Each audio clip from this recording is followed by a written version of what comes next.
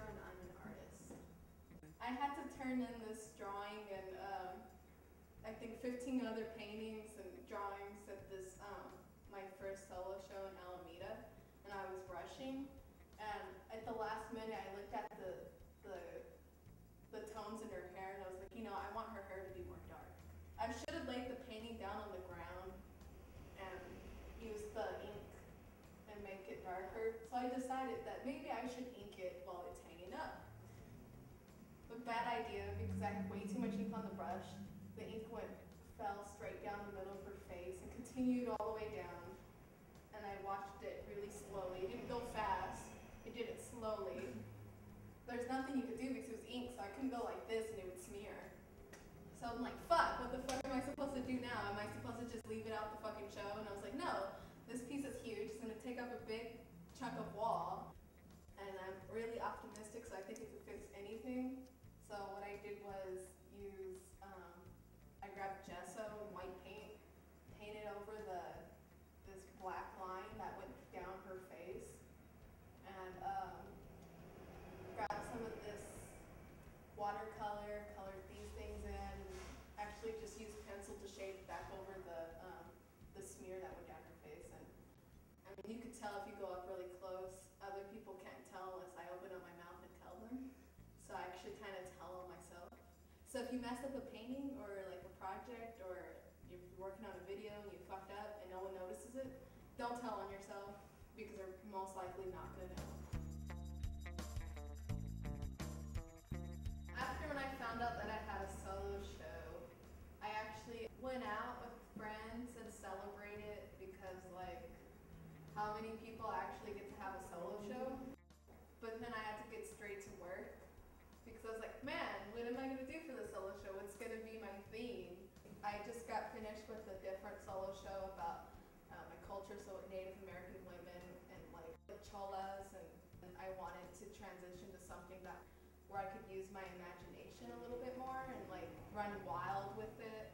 Just growing up, I was always called like a rabbit because I have big teeth. So I've always loved Alice in Wonderland. I love anything with rabbits, because I feel like I have a connection to that rabbit and its teeth. I wanted to call it Down the Rabbit Hole, but not exactly on Alice in Wonderland, just more about fairy tales. Like, not all the paintings the paintings and drawings that I did for that show is based on Alice in Wonderland. It's more based on the readings that I've done.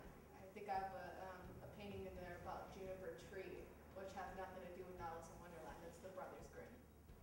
But then Disney came out with their fucking movie, and then everybody got Alice in Wonderland crazy, and then I got tired of it. So it sucks for me, because it looks like I copied a bunch of other people. My name is Chris Granillo. I'm an illustrator slash just like artist, street artist. I was walking down an alley one day, and I looked in a trash can, and I heard a trash can moving. And I was like, what's in that trash can? And I lift up the lid, and Renee's head pops out of the trash can. And it was very interesting to me, you know? So I picked it up, and that's how I met Renee.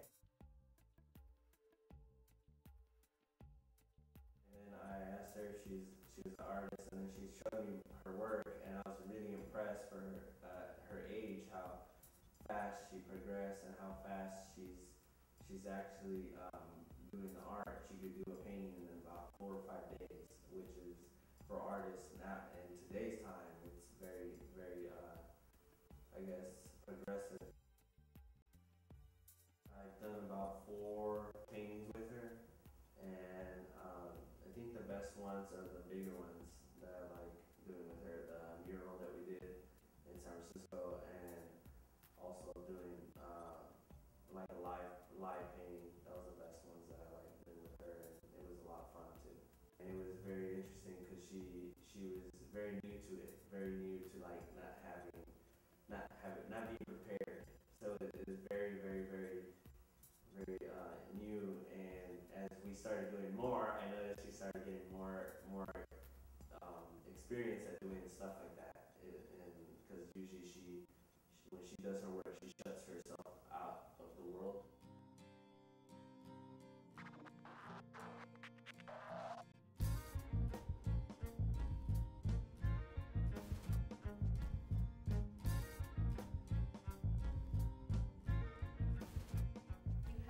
follow your passion no matter what.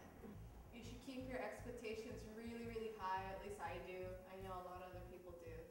I think it's different for other people's careers. I don't know what they're going into. If you have a passion for nursing, keep on going. If you have a passion to become a really cool illustrator and work, even if you want to work for Pixar, just keep on going. If you want to become like the next football player, keep on going. You know, at least for me, like, I know what I want to do. I think at a certain point, maybe you need to realize, hey, this isn't going to happen, but at least be happy with it. Don't try to rush anything. Take your time. Just because, like, if you see your friend and, like, oh, they have shows before me, or, like, they got hired at a really cool company and that's where I wanted to work, don't compare yourself to other people. Just focus on yourself. Focus on what you need to do for your career. Yeah, just don't look at other people. Like, who gives a fuck that they got, like, a really cool career or whatever, or they got into a really cool show. Like, if that's what you want to do, then you should focus on what you want to do.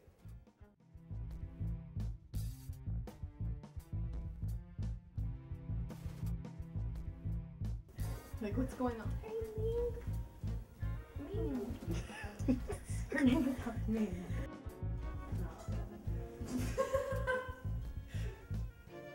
Thundercats, huh?